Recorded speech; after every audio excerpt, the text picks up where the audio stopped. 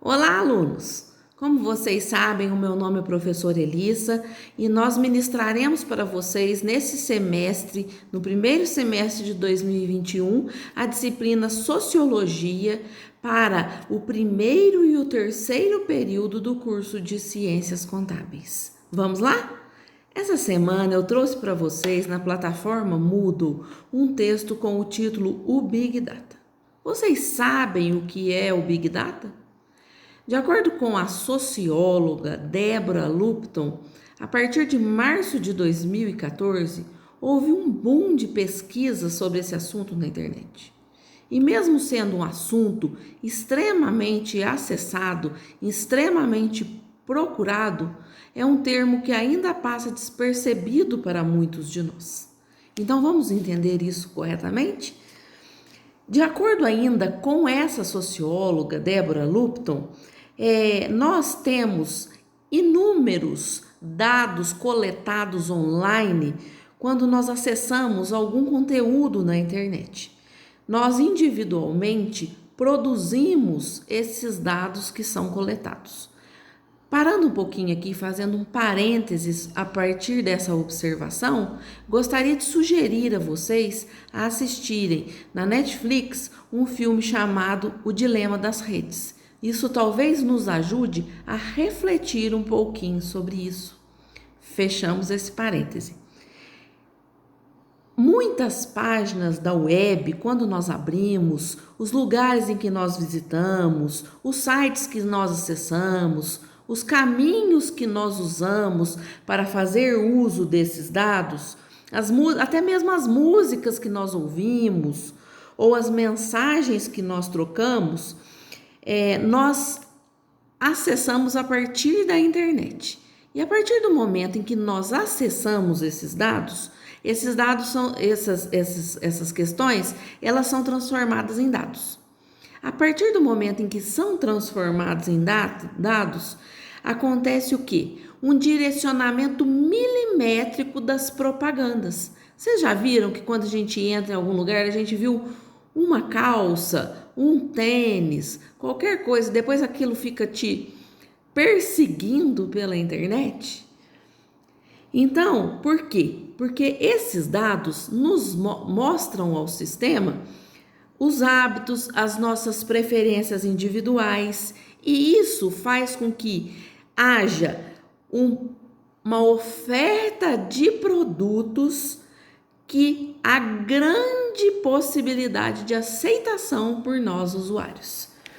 Então, o Big Data faz esses usos publicitários. Então, é empregado em diversas áreas. Então, no nosso texto vai trazer na agropecuária, por exemplo, observando o comportamento do gado, monitorando, possibilitando ganhos de produtividade do rebanho. Nos negócios, algumas seguradoras usam as questões de dados sobre as frenagens que nós fazemos nos nossos carros, as acelerações que nós temos nos nossos carros, para poder ver quanto eles podem cobrar no seguro automotivo que nós faremos a seguir.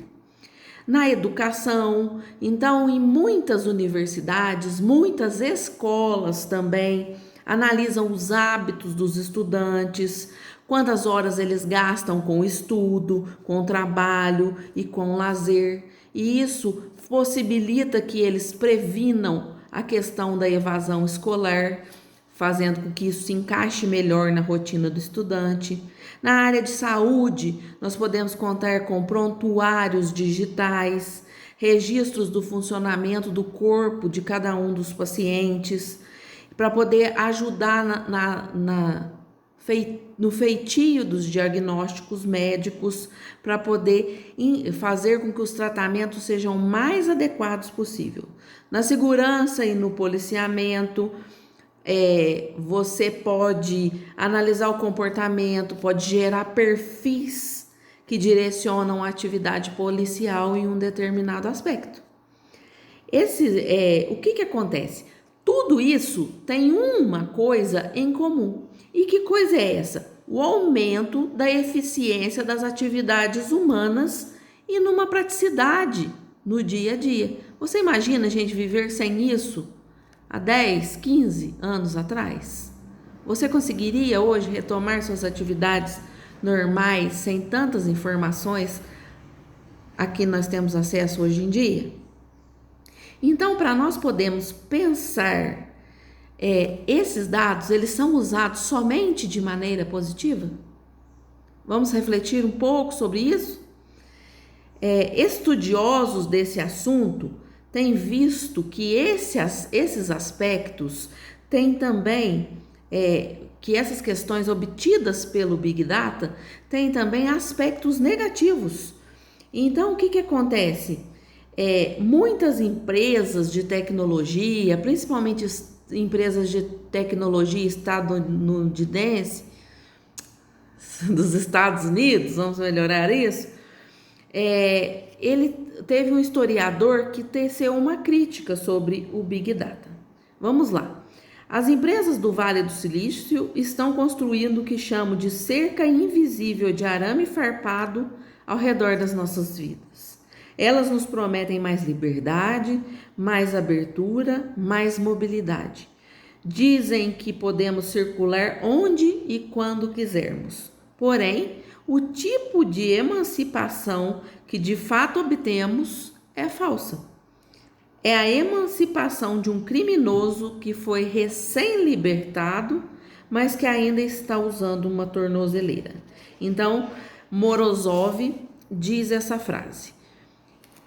O que ele está querendo dizer com isso? Ele está nos levando a refletir até quanto esse Big Data afeta as nossas liberdades de escolha.